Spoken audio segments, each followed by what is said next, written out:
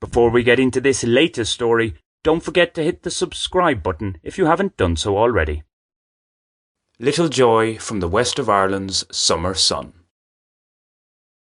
The summer sun was sinking low behind the western sea. The lark's loud song was pealing sweet, but it brought no joy to me. So go the opening lyrics to the Irish ballad The Woodlands of Loughglynn. It was a favourite of my late Uncle Jackie's. I suspect one reason why he liked it so much is that Loughglynn is a neighbouring village to his, and my, birthplace, Lisacul, with the latter in the parish of the former. So for a man who lived most of his life in England, the song probably made him feel that bit closer to his West of Ireland origins.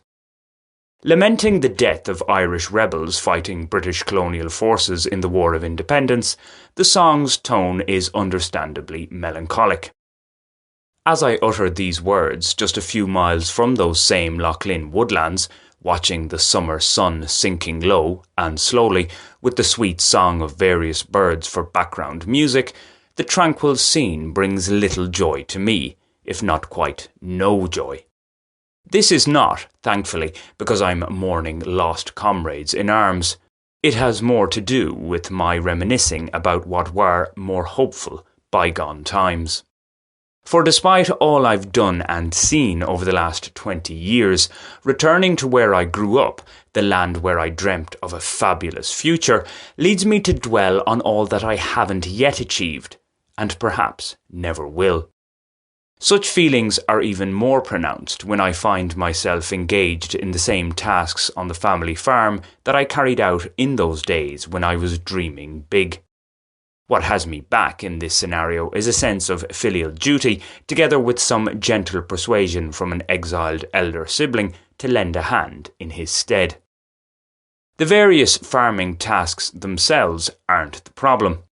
Some of them I enjoy, specifically those that I can do on my own. That is to say, when I'm not taking direct orders from my "you're doing it wrong" octogenarian father.